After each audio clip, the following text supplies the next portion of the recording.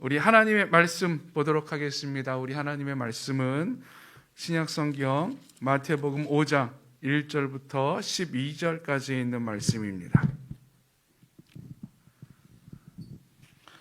마태복음 5장 1절부터 12절에 있는 말씀, 우리 한 목소리로 함께 봉독드리도록 하겠습니다.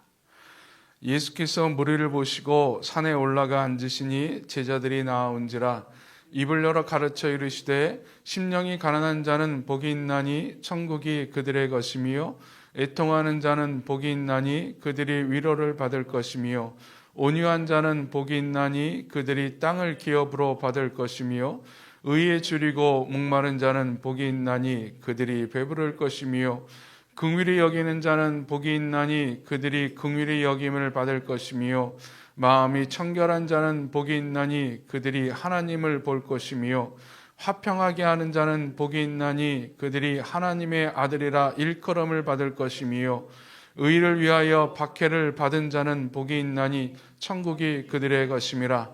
나로 말미암아 너희를 욕하고 박해하고 거짓으로 너희를 거슬러 모든 악한 말을 할 때에는 너희에게 복이 있나니 기뻐하고 즐거워하라. 하늘에서 너희 상이 큼이라.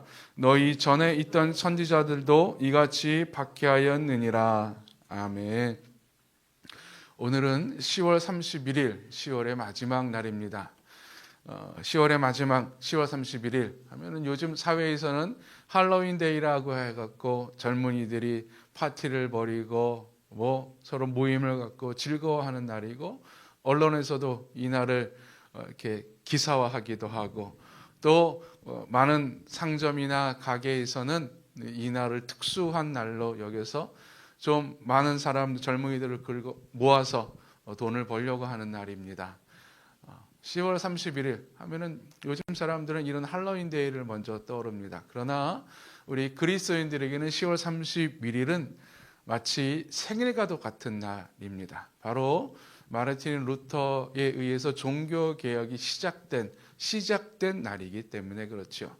1517년 당시 비텐베르크 대학의 신학과 교수이자 또 그 성당에서 설교를 하는 설교자로서 사역을 했던 마르틴 루터는 10월 31일 자신이 사역했던 비텐베르크 성당의 정문 앞에 교황청을 향한 95개조의 방방문을 이렇게 붙여 넣습니다.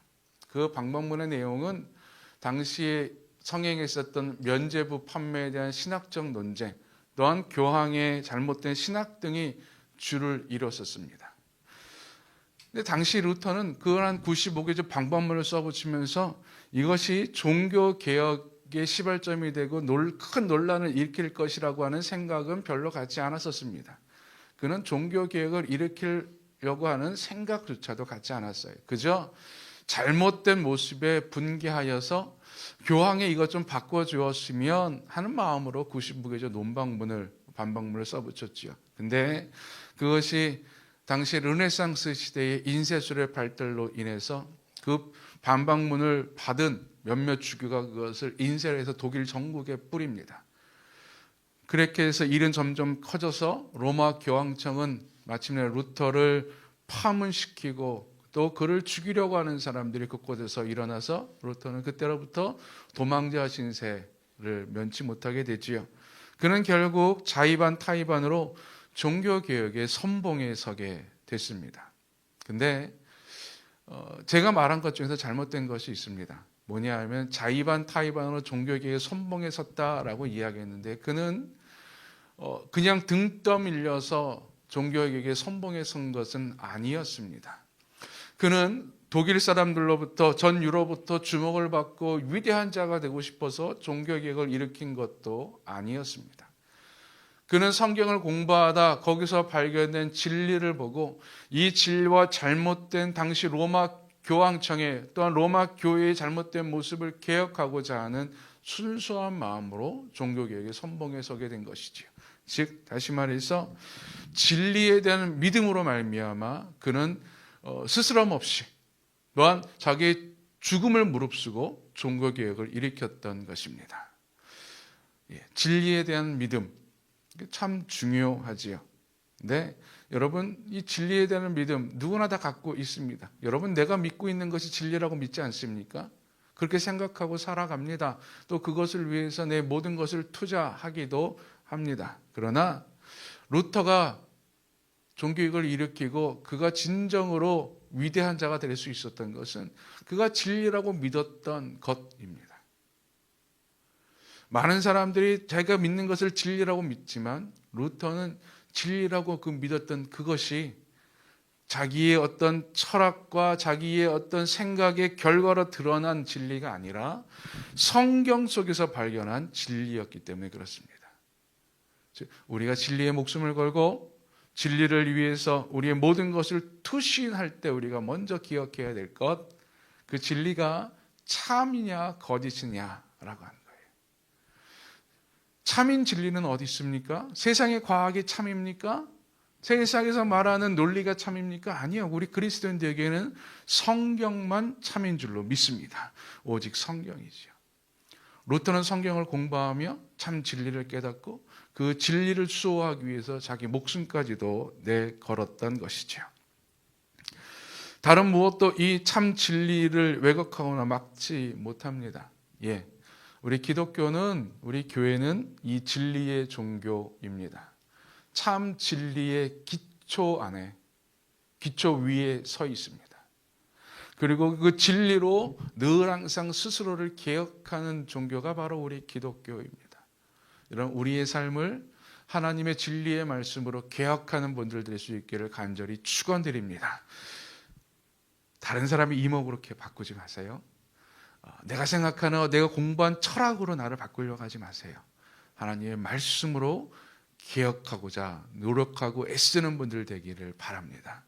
오늘은 그렇게 이 진리를 가지고 살아가는 자들에 대한 예수님의 팔복 마지막 복선언입니다. 우리가 읽었던 10절인데요. 의를 위하여 박해를 받은 자는 복이 있나니 천국이 그들의 것임이라. 의를 위하여 박해를 받은 자는 복이 있다. 우리가 이 본문을 읽을 때 먼저 드는 생각이 있습니다. 의를 위해서 살아가는데, 진리죠. 진리를 위해서 살아가는데 박해를 받는다, 핍박을 받는다. 여기에 대해서 11절은 좀 더 구체적으로 말합니다. 이 박해를 받는 것이 너희를 욕하고 박해하고 너희를 거슬러 모든 악한 말을 하는 것. 즉 우리를 막 겁박하는 것이에요. 우리를 못 살게 구는 것이에요. 어려운 것이죠. 힘들다고 하는 것이지요.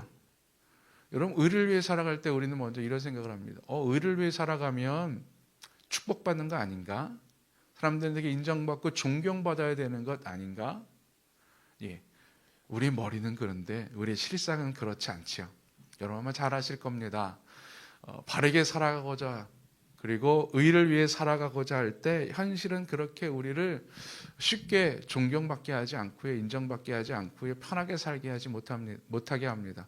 오히려 더 어렵고 힘들게 살게 하는 것이 바로 우리의 현실이지요.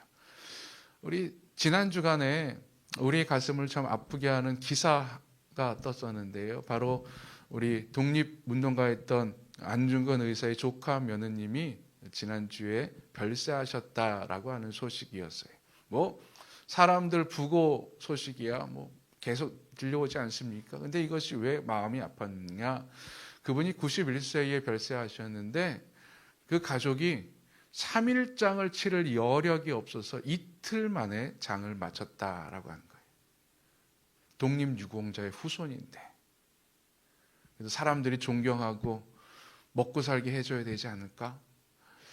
그 기사가 나오고 난 이후에 많은 사람들이 고민을 했다고 합니다. 과연 이게 올바른 사회인가? 네, 여러분, 그래요. 독립유공자의 후손은 어려움을 당하지만 친일파의 후손은 떵떵거리고 잘 사는 것이 우리나라의 현실이에요. 우리가 외면하고 싶어도 외면치 못하는 현실이 바로 그런 것입니다. 예, 우리가 외면하고 싶어도 외면치 못하는 것이 우리가 바르게 살려고 할 때, 의를 위해 살려고 할 때는 분명히 어려움이 있다고 하는 거예요. 박해를 받을 수 있다라고 하는 것입니다. 즉 의를 위해 살아갈 때 박해를 받는 것, 어려움을 당하는 것을 여러분 이상하게 생각하지 마십시오.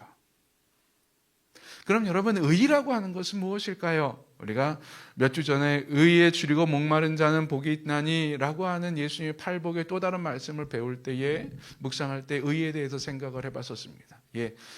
이 의는 그 의와 동일한 의입니다. 근데 좀 더 쉽게 표현하면은요, 학자들은 이렇게 이야기합니다. 이 10절부터 12절에 있는 말씀이 팔복의 결론부예요. 예수님께서 말씀하신 심령이 가난한 자는 복이 있나니부터 시작된 8가지의 복의 결론부가 10절부터 12절 마지막 8번째 복인데, 그래서 학자들은 의를 위하여 박해를 받는다 그럴 때 의를 예수님께서 말씀하신 앞에 7가지의 복 받는 자의 모습으로 살아가는 것을 말한다고 합니다. 즉 심령이 가난하게 살고 애통하게 살고 온유하게 살고 의에 줄이고 목마른 자로 살아가고 긍휼히 여기고 마음이 청결하고 화평하게 살아가는 사람, 이게 의라고 이야기해요, 학자들. 또 이걸 좀 더 쉽게 표현하면요, 이것은 우리가 알고 있는 구원이지요. 하나님의 나라입니다. 의라고 하는 것은. 즉 구원을 위해서 또 하나님의 나라를 위해서 살아가는 사람, 또 이 의를 위하여라고 하는 것은 예수님께서 또 풀이해 주셨어요. 11절에 보면은 10절의 풀인데요, 나로 말미암아라고 말합니다. 의를 위하여를 다른 단어로 나로 말미암아라고 말해요. 즉 예수 그리스도라고 하는 것이죠. 즉 의는 무엇입니까? 구원, 예수 그리스도 복음을 위해 살아가는 것을 말하고요, 예수님처럼 예수님께서 원하는 삶을 살아가는 그 모습을 의로 표현할 수 있습니다. 어려운 거 아니에요. 자유를 위해서, 민주주의를 위해서, 또 평등을 위해서, 전쟁 없는 사회를 위해서 힘쓰고 애쓰는 그러한 삶을만을 이야기하는 것이 아니라, 예수님께서 말씀하시는 의란 바로 예수 그리스도를 위해 예수 그리스도를 따르는 삶을 말합니다. 근데 의를 위하여 산다라고 말을 해요. 의를 위하여 살아가는 것. 예수를 위해 살아가는 것이 무엇일까? 이 위하여라고 하는 단어는 소극적으로 해석할 때는 뭐뭐 때문에라고 해석한다 그래요. 좀 더 적극적으로 해석할 때는 뭐뭐를 위하여라고 해석한다 그래요. 그래서 우리가 이거를 좀 쉽게 해석을 하면 이런 거예요. 예수님 때문에 박해를 받는 사람, 예수를 위해서 박해를 받는 사람이라고 이야기할 수 있습니다. 구원 때문에 박해를 받는 사람, 구원을 위해 박해를 받는 사람이라고 표현할 수 있지요. 즉 믿음을 지키며 살아가는 자, 그것이 의를 위해 살아가는 거예요. 또 그 구원을 전하며 살아가는 자, 이게 의를 위해 살아가는 거예요. 또 하나, 예수를 따라 살아가는 자, 예수님처럼 예수님의 말씀대로 살아가는 자, 이것이 의를 위해 살아가는 자라고 하는 것입니다. 근데 의를 위하여 살아갈 때에 박해를 받는다 그래요. 예. 이것은 대다수의 학자들이 이 마태 공동체, 즉 초대교회의 상황을 표현한 글이다라고 이야기합니다. 초대교회는요, 예수를 믿는다는 이유 때문에 박해를 받았어요. 좀 이상했었습니다. 유대인 사회나 로마 사회에서 모두 다 배척을 받는 것이 바로 그리스도인이었습니다. 유대인 사회에서는요, 내가 예수를 믿는다고 하면은 쉽게 말해서 이단 취급을 받았어요. 상종하면 안 되는 사람 취급받았습니다. 부정한 사람 취급을 받았습니다. 그렇다고 해서 이방 사회에 가서, 로마인들 사회에 가서 그들에게 나 예수 믿는 사람이다라고 이야기하면은 로마 사회 사람들이 그리스도를 뭐라고 봤냐면은 저러한 불충한 사람들, 나라에 충성하지 않는 사람들, 불화한 사람들, 평화를 깨트리는 사람들이라고 생각을 했어요. 그래서 이방인 취급을 받아서 배척당했었습니다. 요즘으로 따지면은요, 불법 난민 취급받았다라고 생각하시면 돼요.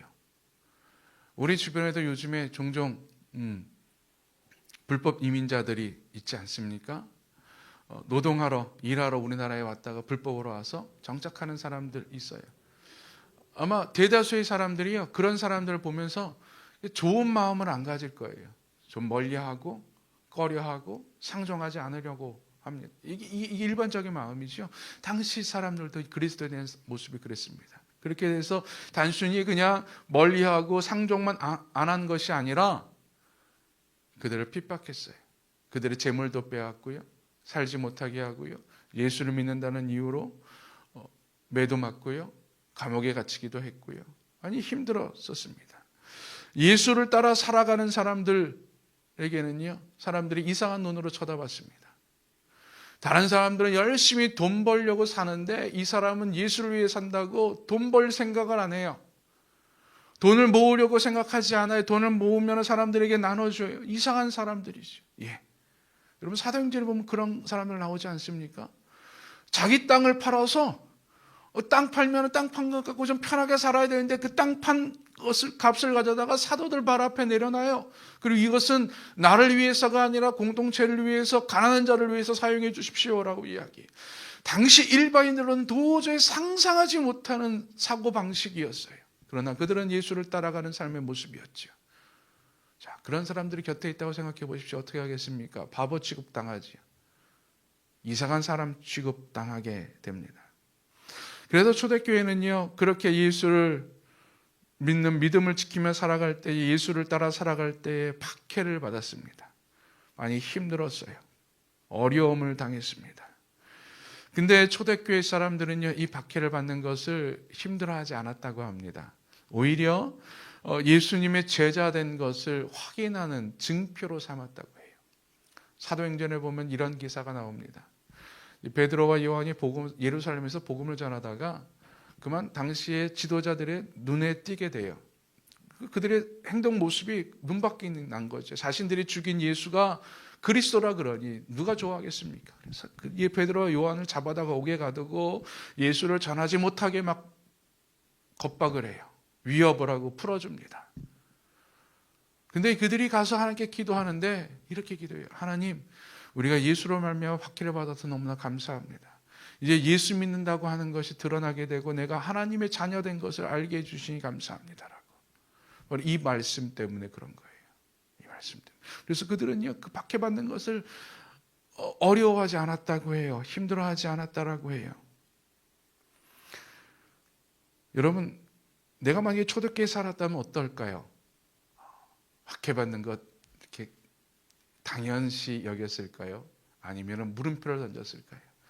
근데 예수님께서 여기서 한 가지 우리에게 위로를 하나 베풀어 주세요. 바로 10절을 읽어보시면은요, 이렇게 말합니다. 의를 위하여 박해를 받은 자는 이라고 이야기해요. 우리 3절부터 9절까지에 있는 말씀, 심령이 가난한 자는, 애통하는 자는, 그래서 이 3절부터 9절까지 7가지의 복의 사람들은요, 현재형이에요. 지금 내가 마음이 가난한 자고요. 지금 내가 애통하는 자예요. 근데 10절은 박해를 받은 자, 그러니까 완료형이에요.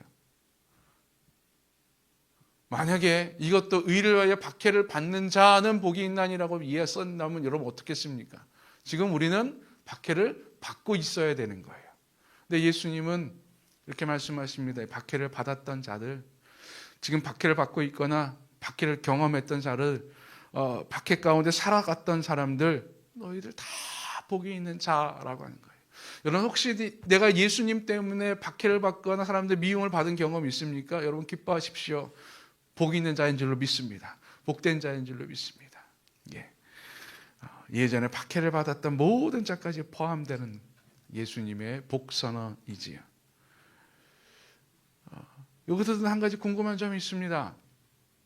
여러분 지금도 박해를 받고 있습니까? 예수 믿는다고 박해를 받고 있는 사회인가요? 초대교회 상황하고는 조금 다릅니다. 지금 우리나라 사회는요, 종교의 자유가 있고요, 또한 종교나 사람과의 다름을 때문에 불평등한 취급을 받아서는 안 되는 사회예요. 절대 그래서는 안 되는 사회예요. 그래서 저 사람의 종교가 뭐든지 동일하게 취급합니다. 이방인 취급하게 되면 큰일 나요. 그러니 우리가 요즘에 신앙생활하는 것 어렵지 않습니다. 힘들지 않습니다. 박해를 받는 상황이 거의 없습니다. 특별히 지구상에서 기독교 박해 국가가 아니면, 또한 특별한 상황이 있는 특별한 뭐 불교 집안이라든지 아니면은 특별한 유교 집안 아니면은 예수 믿는 것 때문에 박해를 받는 상황들이 거의 없습니다. 예전에는요, 군대에서 교회 다닌다 그러면 조금 박해를 받았었어요. 힘들어 했었습니다. 고참들이 별로 안 좋아했어요. 그래서 교회 못 가게 하기도 그랬었는데 요즘은 그러면 큰일 나죠. 군대에서. 요즘은 그냥 주일날 시간이 되면 다 종교 시간으로 다 나가게 합니다. 이 박해라는 것이 없어요.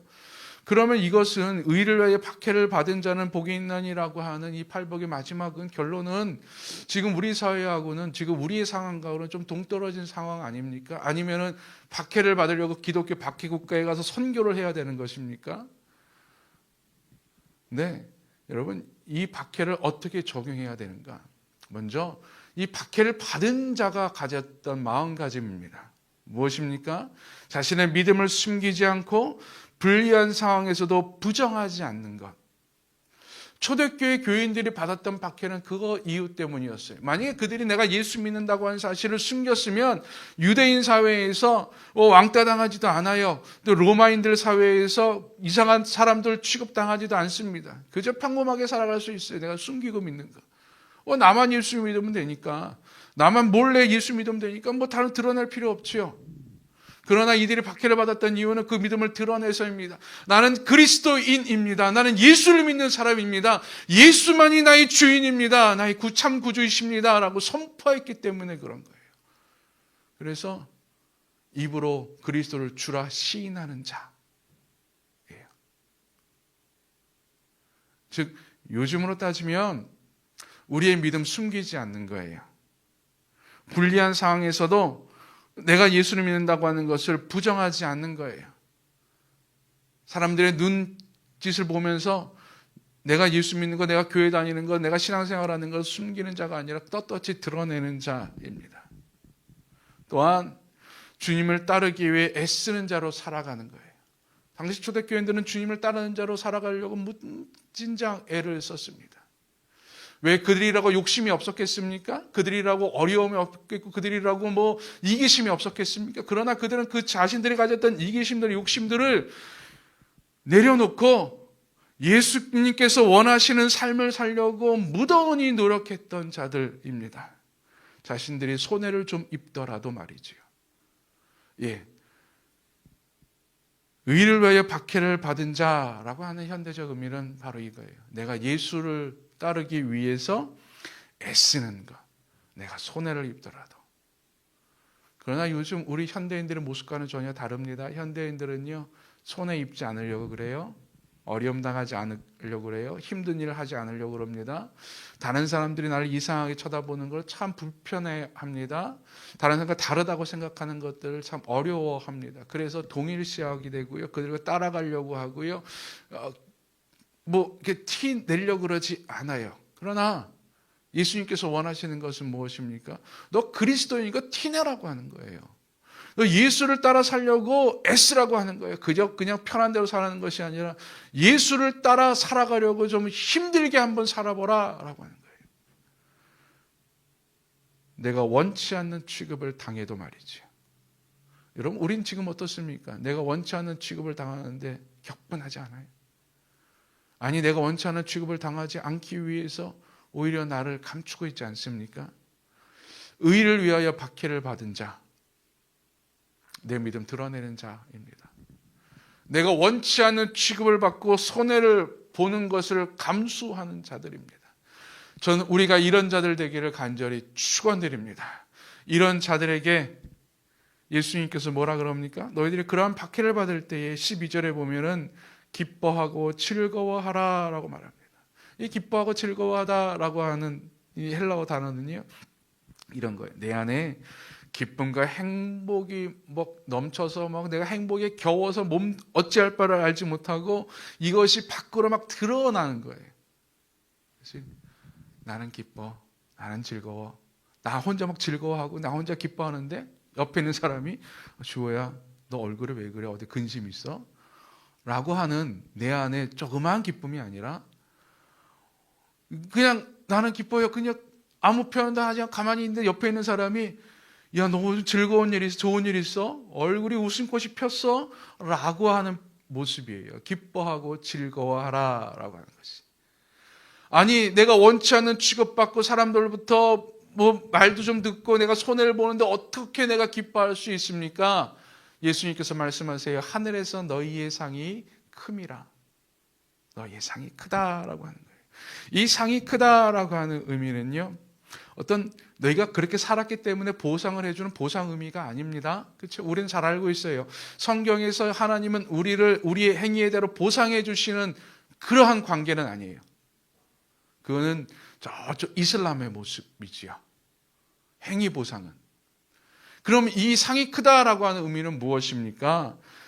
이 상은 하나님께서 나에게 베풀어 준다라고 하는 의미예요. 여러분, 하나님이 나에게 상 준다라고 하는 것은 무엇입니까? 다른 사람들은 나를 손가락질하고 나의 지금 그러한 행위에 내가 믿는 것을 하는 다른 사람들은 지금 이상하게 생각하고 인정해 주지 않는데, 하나님이 나에게 그러한 모습의 상을 준다고 하는 것은 지금 나를 인정해 주신다라고 하는 거예요. 지금 너의 그 모습이 잘못되지 않았다고 하는 것을 인정해 주시고 확인해 주시고 나를 위로해 주신다라고 하는 표현입니다. 예, 사람들이 나를 인정해 주지 않아도, 주변 사람들이 나를 이상하게 쳐다봐도 하나님이 나를 인정해 주실 줄로 믿습니다.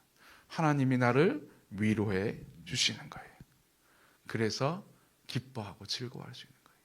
다른 사람들은 몰라줘도 하나님이 알아주시면 돼요. 다른 사람들을 인정해 주지 않아도 하나님이 인정해 주시면 됩니다. 그렇죠? 열심히 학생이 숙제를 해가요. 선생님이 내준 문제대로 열심히 숙제를 해서 제출을 합니다. 친구들이 그 모습을 보고 바보 같다고 이야기해요. 숙제를 뭐 그따위를 하냐고 이야기해요. 상처받죠. 근데 선생님이 그 숙제를 보고 딱 표현합니다. 참 잘했네. A+ 딱 줘요. 여러분, 주변 친구들이 평가하는 것, 그 순간 그 학생에게는 아무런 영향이 없습니다. 선생님이 평가해 준 것이죠. 예, 하나님이 나를 평가해 주신다라고 하는 거예요. 여러분, 예수 믿는 것, 하나님의 백성인 것, 내가 예수를 따라 살아가는 것 숨기지 않고 드러낼 수 있기를 바랍니다. 부끄러워하지 않고 나타낼 수 있기를 바랍니다. 이 10절부터 12절이 이 팔복선언의 결론이다라고 이야기했어요. 근데 여기에 놀라운 반전이 하나 있는데요. 여러분, 10절과 12절을 한번 살펴보십시오. 제가 읽어드릴게요. 뭐가 좀 다른 게 있는데요. 11절과 12절은 10절을 풀이한 거라 그랬습니다. 의를 위하여 박해를 받은 자는 복이 있나니 천국이 그들의 것임이라. 나로 말미암아 너희를 욕하고 박해하고 거짓으로 너희를 거슬러 모든 악한 말을 할 때는 너희에게 복이 있나니 기뻐하고 즐거워하라. 하늘에서 너희의 상이 큼이라. 너희 전에 있던 선지자들도 이같이 박해하였느니라. 아멘. 여러분, 10절과 11절 12절과의 미묘한 차이가 하나 있지요. 무엇이 달라졌습니까? 10절에서는 박해를 받은 자는 그는이라고 했어요. 근데 11절에는 갑자기 너희라고 표현합니다. 의를 위하여 박해를 받는 그는 복이 있다라고 이야기했어요. 제자들은 그 말을 들을 때, 그런 사람 참 좋겠다. 마음이 심령이 가난한 자는 복이 있다 그럴 때, 참 심령이 가난한 자는 참 좋겠다. 화평케 하는 자는 복이 있나니 그럴 때, 화평케 하는 그들은 참 복이 있겠네라고 생각했어요. 근데 갑자기 예수님께서 마지막에 너희가 복이 있다라고 이야기하는 거예요. 제자들이 생각한 그들이 아니라 바로 나라고 하는 거예요. 예수님께서 선포해 주시는 겁니다. 여러분들, 그들이 다른 사람이 아니라 바로 너희라고 하는 거예요. 예수님께서 지금 우리에게 말씀해 주고 있어요. 이 팔복을 받는 예수님께서 원하는 그리스도인으로 살아가는 자들은 어떤 특별한 자들이 아니라 바로 예수를 믿고 있는 바로 우리라고 하는 거예요. 바로 나라고 하는 거예요. 내가 그 복을 받고 있다라고 하는 것입니다. 예, 여러분, 나의 정체성을 다시 한번 확인할 수 있기를 바랍니다. 나는요, 그저 잘난 사람들, 잘 나가는 사람들 쳐다보는 군중이 아니에요. 예수님 앞에서는. 나는요, 예수님 앞에 주인공이 되는 거예요. 그가 아니라 내가 바라본 그가 아니라 예수님께서는 지금 나를 바라보고 계세요. 나에게 복 주시기를 원하시고 내가 예수님께서 원하는 그런 삶을 살기를 원하신다라고 하는 거예요. 여러분, 우리 그러한 삶을 살아갈 수 있기를 바랍니다. 그가 아니라 내가 될 수 있기를 바랍니다.